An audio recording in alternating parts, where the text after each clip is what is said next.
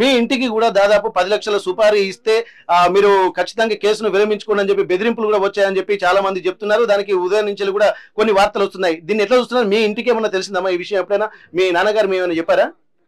MLA sir 10 లక్షలు ఇస్తా అని కాంప్రమైజ్ కమ్మని చెప్పారు. డాడీ అవ్వలేదంట, అందుకు బెదిరించిందంట. మళ్ళీ తర్వాత డాడీ కబ్జాలని డాడీ అడిగితే ఇట్లా video activity 3 months 4 months jail పంపించిండు. నెక్స్ట్ కాళేశ్వరం మీద అది మేడిగడ్ ప్రాజెక్ట్ మీద కేసు పెట్టిండు. కేసు పెట్టిన వెంటనే అది మళ్ళీ ఈ రోజునో నిన్ననో ఈ రోజు అది లాస్ట్ హైకోర్టు ఆర్డర్ ఉందని ఇదంతా ఓర్వలేక డాడీని ప్లానింగ్ తోనే చంపేసారు. Okay okay. ఇప్పుడు దాదాపు ఇప్పుడు మీ ఇంట్లో ఎప్పుడైనా డిస్కషన్ జరిగిందమ్మా ఇది? మీ ఎందుకంటే నాన్న ఇప్పుడు అమ్మకి కానీ మీకు కానీ ఏదైనా డిస్కషన్ వచ్చిందా ఇట్లా? వచ్చింది. మళ్ళీ మేము కూడా చూస్తున్నాం జైలు తీసుకెళ్లడం. బీఆర్ఎస్ పార్టీ మొత్తం బీఆర్ఎస్ పార్టీలో ఉన్న వాళ్ళంతా గుండాలంతా ఇదే డాడీ ప్లానింగ్ తోటి ఇట్లా చంపేసారు. వాళ్ళే మొత్తం గంట వెంకటరమణారెడ్డి ఇప్పుడు కాళేశ్వరం మీద మెడికల్ డిపాజిట్ వేసినాం కేటీఆర్ మీద, వాళ్ళే అంత నిఘాతోనే ఇదంతా వీళ్ళతో దీని నుంచి మళ్ళీ ఇక్కడ నుంచి లోకల్ నుంచి ఈ రౌడీస్ ఇట్లా పెట్టి ఇట్లా చేపించిల్లు. ఇప్పుడు మీ అమ్మ దాదాపు మనకు 15వ వార్డు నుంచి వెళ్ళి పోటీకి చేసిందని తెలుస్తుంది. బీఆర్ఎస్ పార్టీలో ఉండి పోటీ చేసింది. కానీ బీఆర్ఎస్ పార్టీ నుంచి ఎందుకు బయటకు వచ్చింది? ఒకవేళ బీఆర్ఎస్ పార్టీలో ఉండి కూడా బీఆర్ఎస్ పార్టీలో ఉన్నటువంటి అవినీతిని బయటకు తీసుకొచ్చే అటువంటి విధమైనటువంటి నచ్చగానేనా ఇట్లాంటి పరిస్థితులు ఉన్నది? అవును, ఇది మాత్రం నిజం. అవును, ఇలానే అయిపోయింది.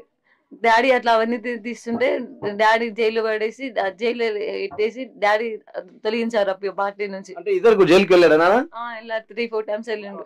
3 సార్లు గంట వెంకటరమణారెడ్డి చేయబట్టి వెళ్ళిండు. తనే చేయించిండు వీళ్ళతోని. Okay okay. అంటే ఇప్పుడు ఖచ్చితంగా ఇప్పుడు మీకున్నటువంటి సమాచారం వాళ్ళు చెప్తున్న దానికి ఆరోపణలకు సంబంధించి ఇప్పుడు ఖచ్చితంగా ఇది ఒక రాజకీయ మర్డర్ గానే భావిస్తున్నారా? అవును, రాజకీయ మర్డర్. బీఆర్ఎస్ పార్టీ మొత్తం. పోయిన మనిషి అయితే రాదు కదా సార్.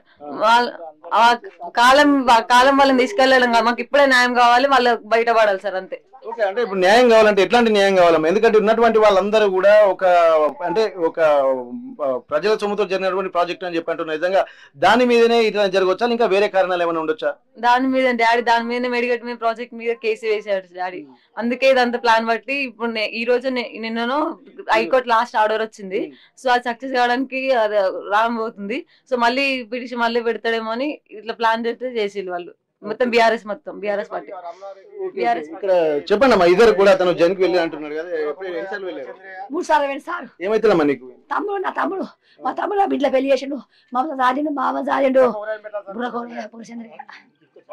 అది బాబు అందరు మా తమ్ముని 12 ఏళ్ళ పిల్లగానప్పటి నుంచి అయ్యా.